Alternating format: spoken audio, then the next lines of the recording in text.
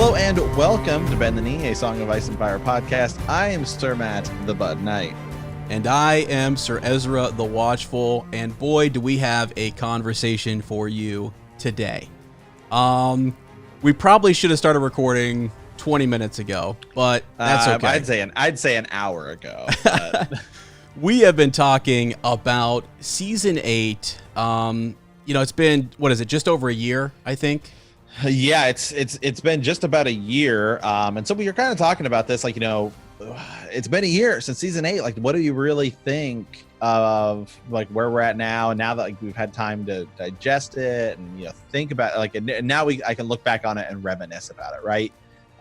Since it's been a year, and I think looking back at it, I think I still like it.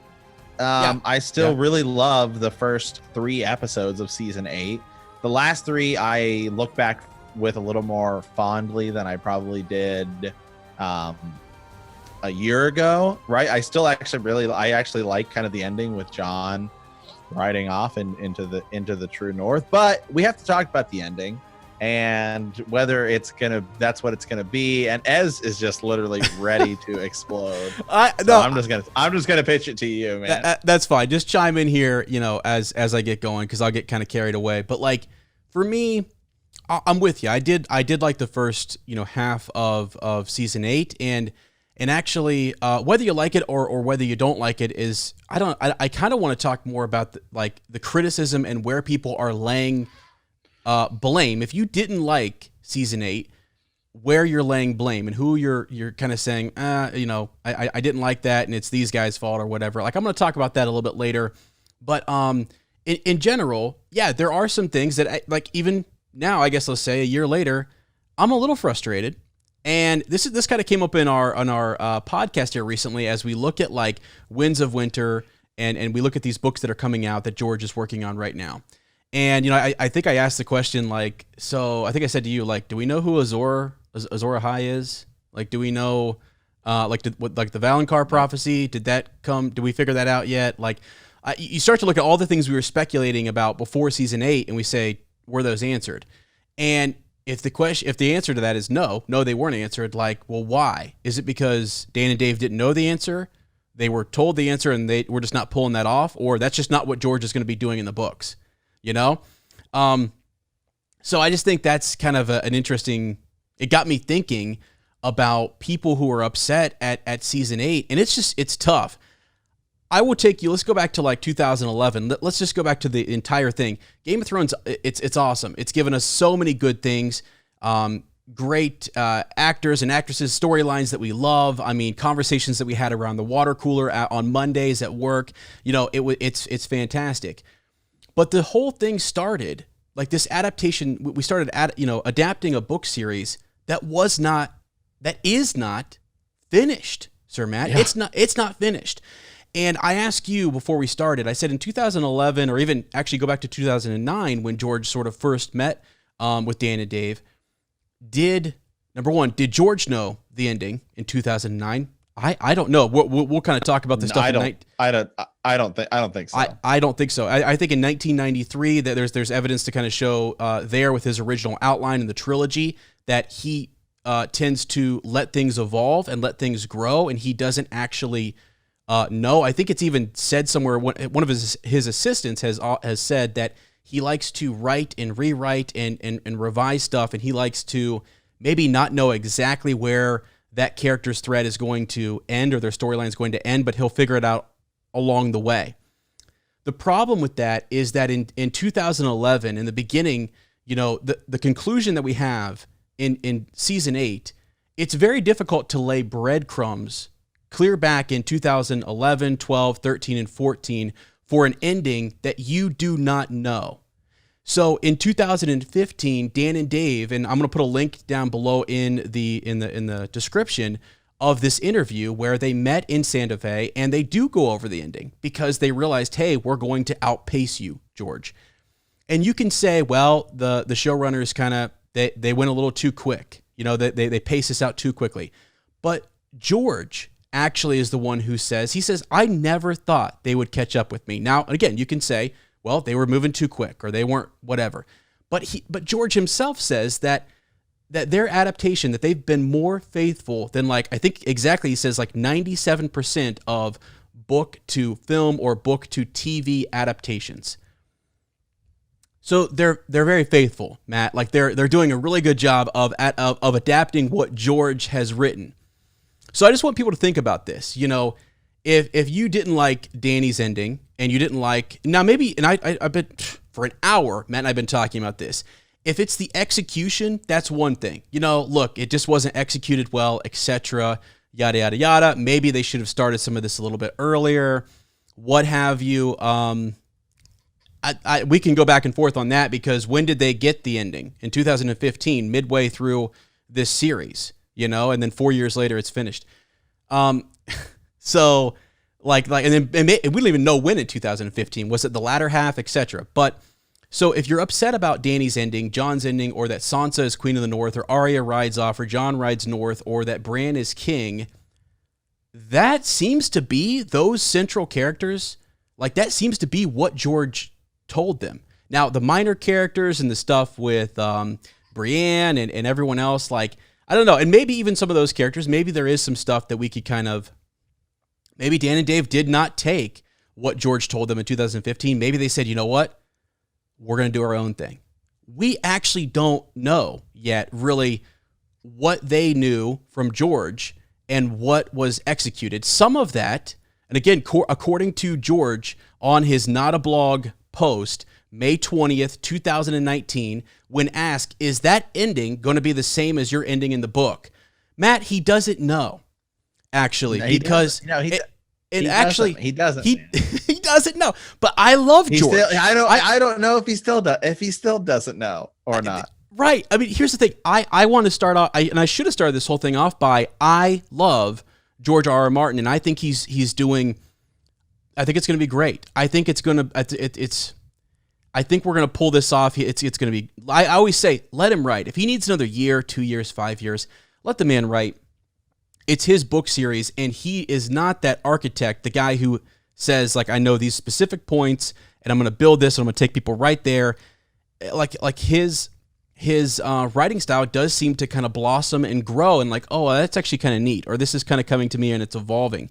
So I don't know that I think he knows it kind of where it, like, this is going to end up, but his original pitch, like that you read to me in 93, and again, that's way back in the beginning, right? But stuff has just changed over and over. Yeah, I mean, yeah, you look at his original outline, right? The one from 1993, and it's like, I mean, entirely different. And he even says there, hey, I write things. I typically don't even do outlines because things change in my mind. So, you know, my big thing has been, one, there's an interview with Anderson Cooper where he's talking about it, and he said, I think, you know, they do a good job. I think, we're like 97%. You know, they're pretty faithful. Yeah. But, you know, I mean, if you give somebody bullet points and you say Jon, you know, like Jon kills Dany and Bran becomes king, well, like that, those are two totally different things. I mean, we've talked about it. You know, I've talked about it before, right? It's like the difference of, it's storytelling, right? One person tells you a story as opposed to another person tells you the story. I mean, you look at Aladdin, right? There's the live action version with Will Smith. There's the animated version with Robin Williams. Yeah. Same story. It's the same story, but they're told two totally different ways. And you may like one better than you like the other, right? And so you can get to points. I mean, you know, Lord of the Rings. I mean, it's anything. You read a book or you watch a thing. You know, there's an animated version of the Lord of the Rings, right? Yeah, and it's a very different movie than the live action version of, Lord of the Rings, right? I mean, so it's just different. And I think that the end, I think if we finally get his end to the series, I think it's going to be great. I think, you know, you could say Bran becomes king, but Bran becomes king at the beginning of the final book and not the end. And then there's, you know, the White Walkers and all of this stuff. And, you know, he talks about there's minor characters. Well, you know, I think some people were upset. You know, we had a lot of our listeners say, I don't like that Bran becomes king. Again, wait and see how it comes in the books. Now I get people's frustration because you've invested all these years. It's the biggest show in television history, most awards. Everybody was talking about it. I mean, millions of people viewing it. And so, yeah, I mean, do I get it when people are like, I felt like it was rushed. I felt like it was whatever. I get their frustration. You're allowed to be frustrated by that. I think it's hard to end. I think it's hard to end big, long stories in the first place, right? Because some of the things that make anything, some of the things that made Game of Thrones great was any character could die at any time, right? And so once you kind of get past about season 5, which is also coincidentally when you get past some of the writing in the books, it feels like some of that goes away. But that is the intended point of the story in the first place, because the whole idea is winter is coming, right? And you're going to get past the idea of all this political intrigue and all of this stuff. So I mean, there's a lot of things that go into a television show, right? Ratings being one of them. Season 7 came out late in the year. Remember, it normally came out around May because they had to wait for it to start snowing so they could film in the winter, right? I mean, that's just that's just how it works, right? So there's a lot of things that influence that. I mean, for me, I think that some of the pacing in the final, I think season 6 is awesome. I think the ending of season 6 might be the best episode of Game of Thrones, where Jon becomes king in the North and he gets the Tower of Joy scene and all that. I mean, there's a lot that happens there. But then I think season 7, we talked about this on our podcast and stuff like that. We felt like season 7 was a bit slow. So, I mean, if I were to redo it, I think I would shift some of the stuff that happens in the first 3 episodes of season 8 back into season 7, speed up a little bit of the beginning, and then you could have, more of season 8 be the final 3 episodes. To me, that's where it felt kind of rushed, was those final 3 episodes. And some people were upset because the Night King didn't win or whatever. I mean, everyone was going to be upset in the first place, right? Because going into season 8, and this is also the thing that made the anticipation of Game of Thrones unlike anything we'd never seen before, because we knew what was going to happen in Harry Potter. We knew what was going to happen in Lord of the Rings. We knew what was going to happen in Twilight. And you look at the ending to Twilight, the fact that they did this ending that was kind of different, just to almost like tease people, right? I mean, I remember, I remember I watched it. I was there. I was there at midnight. I hadn't read the books, but Ez had, and everybody in the theater was losing their minds because they were like, "This does not happen in the books." And so what we had with Game of Thrones was this entirely unique experience in which it could have gone any way, and we were all. That was what made it so much fun. The speculation, And so, but with that, you have to know that the outcome could be something that's not going to please anybody. I mean, some people said Cersei should have won. Some people said the Night King should have won. Some people said Jon should have killed the thing. Some people were upset that Daenerys went mad because they felt like there was no sort of foreshadowing, even though there's tons of foreshadowing. I mean, throughout the series, you just got to really kind of pay attention. I'm sorry. I get people that are upset thinking she shouldn't have done that. But I do find it kind of difficult to believe when people say that there is no foreshadowing for her becoming a Mad Queen, even though she burns to death, Randall and Dick and Tarly, and burns. When she burns Mira Mazder, or when she burns the Slavers, or when she burns. I mean, so there's tons of foreshadowing for that one, but that was a big criticism. I think. Sansa becoming Queen of the North and all this other stuff. Again, it's a TV show. And anytime you take, the books are always better, right? Everyone always criticizes. The Lord of the Rings, there are still people that I think the Lord of the Rings trilogy might be the greatest trilogy ever made. Yeah. But there are some people that say that, because it doesn't include the stuff with the Shire at the end, that it's not a faithful adaptation. It doesn't include Tom Bombadil. It's like, but I watch it and I love it. So, I mean, now hold on, let's stop right there for a second, because the idea then there, the criticism that you have there is we're criticizing how well Peter Jackson adapted a complete Lord of the Rings series, something that was finished, and we're that's the criticism. And you're right, we're in a very unique situation where the books are still, we're a year later, we're not even close. The next books, like Winds of Winter is not out. The next one, we don't even know. So the criticism is it's different. And as you say, no one knew what to expect. I'll even count, let's go back to your Daenerys point. You know, you go back to 2011, 12, 13. If the answer is that Dan and Dave did not know back then that Dany was going to turn out the way that she did, it's hard to tell the actress that when you're burning people alive to have a little crazed look on your face. You know what I'm saying? Like, if you knew that was the end of the book series and you say then to Emilia Clarke, you say, look, hey, in the end, you're actually going to go mad. So now don't overdo it, but like have a glint in your eye when these people are burning. Yeah. You know? Well, if you go back and you watch the actors certainly didn't know that, because you can go back and watch the screen reading of them before season 8, where they're like, oh my God, this is what happens. But that's often what happens in movies. I mean, people don't know. Right. People, now, the actors typically don't know.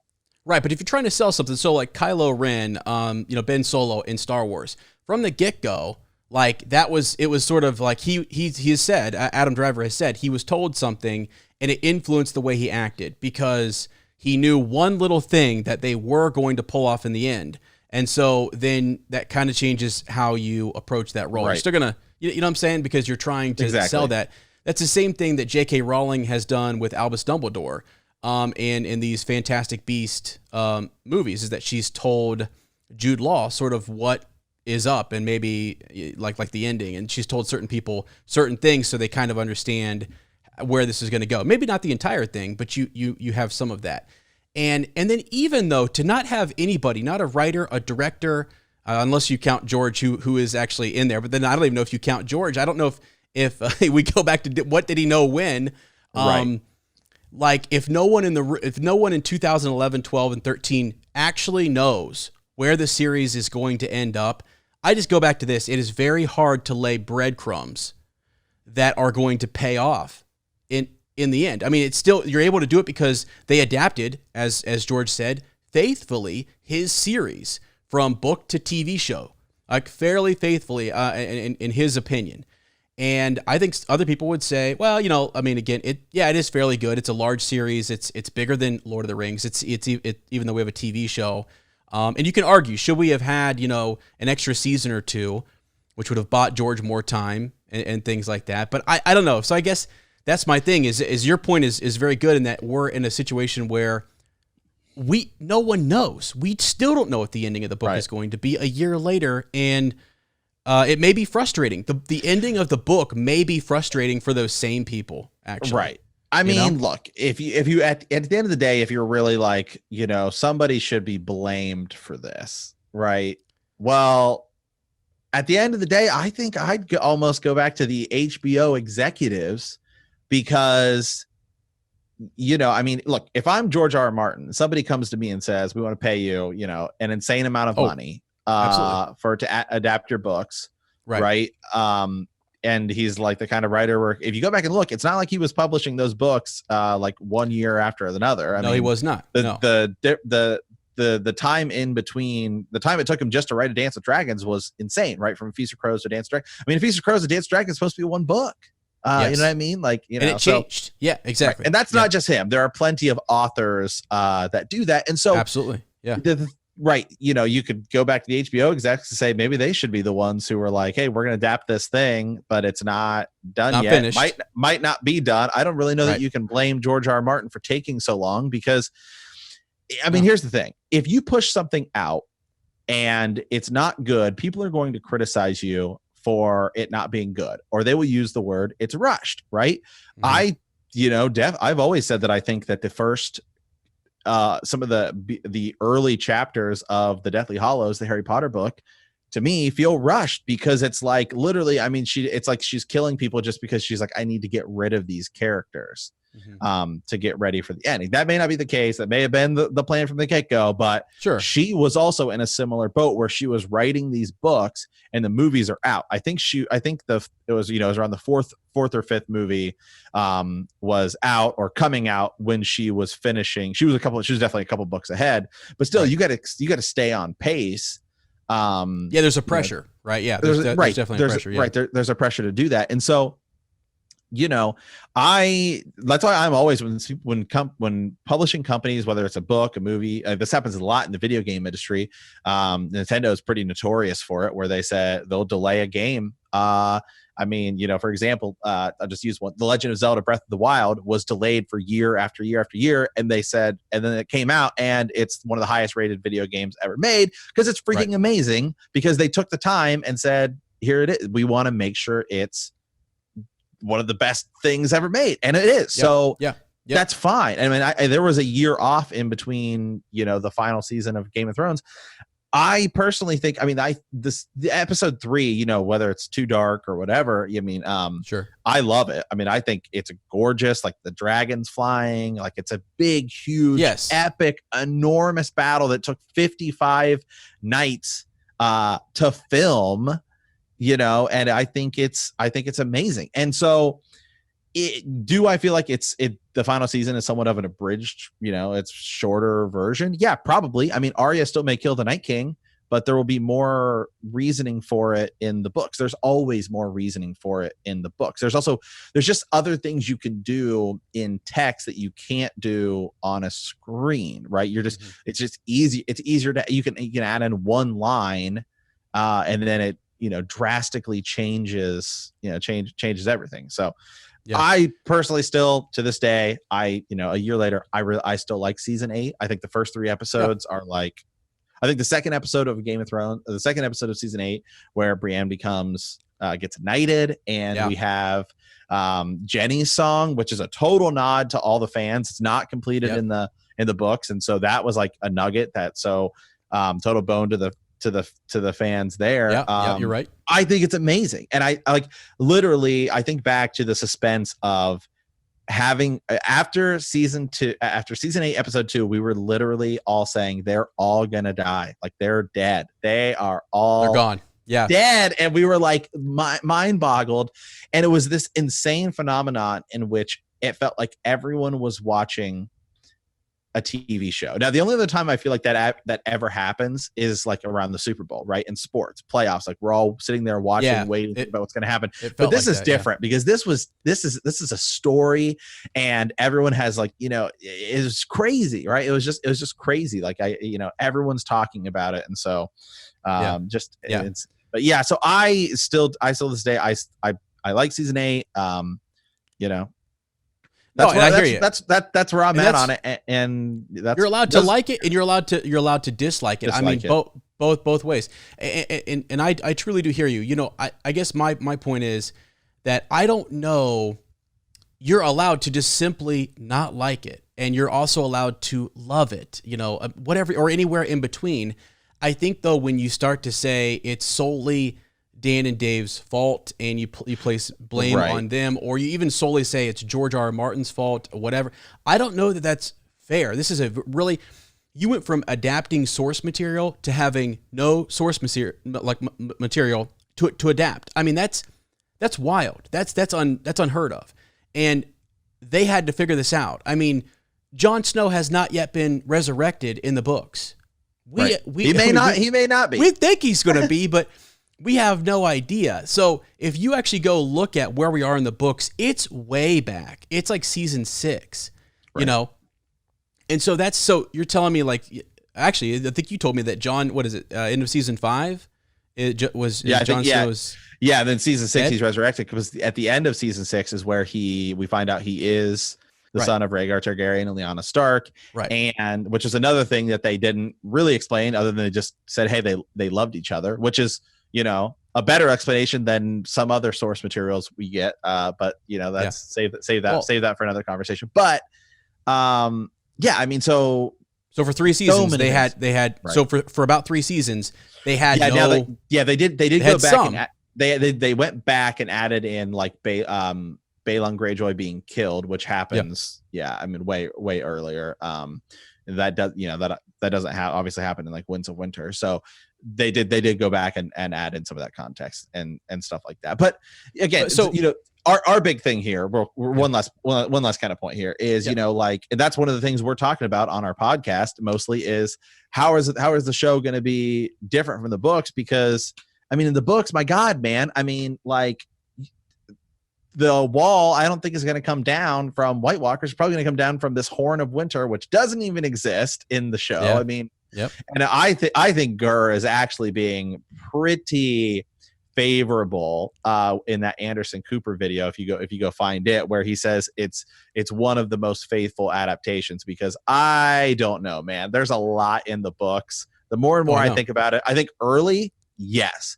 But later, there's just so much stuff that they didn't introduce, like Lady Stoneheart's never a character. So that, I don't know, maybe that was something, you know, you could look at and say, maybe they should have adapted some of that other stuff, because that may be the big difference between, oh, it's so different, is because some of these, like young Griff, I mean, my God, I mean, how do you know?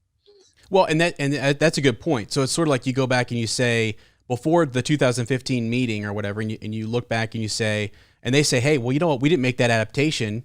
We would have made that. Like, we would have adapted that if we would have known that that's how you were going to land this final blow or this final plot point. But we didn't know how you were going to land that, so we didn't adapt that character. They may have been they may have been in a position where they weren't set up to do that, right? They may have been in a right. I mean, you know, because in a TV show, you have to have casting, right? You have to have people cast and contracts, contracts, and make sure it works, and you know, all of this stuff. I mean, that's one of the issues, right? That's one of the issues with Justice League, right? Is, I mean, look how jacked up the Justice League movie is, just because Henry Cavill can't shave his mustache, and you have to CG his mustache. Thank God they're remaking that. We're getting a total. But I mean, that if you want to look at something like that, right? I mean, there's an entirely different version of that movie, and so that's all the stuff where it comes down to same kind of story. Here's all the content. Cut what you want, keep what you don't, and they're going to be apparently two totally different things. And so it's, you know, so that's, I think, what we're going to see with Winds of Winter when it finally comes out. Hopefully it's announced later this summer, which is what's supposed to be the case. But people have been saying that for years, so we'll see. Right, for sure. All right, well, you know, I mean, there's actually more to say, but for right now, we're just going to leave it there. And if you have, you know, let us know, what are your thoughts a year later as you thought about season 8? Leave us a comment down below. Let us know what you thought of the conversation here. Do we miss something? Is there something you'd like to add?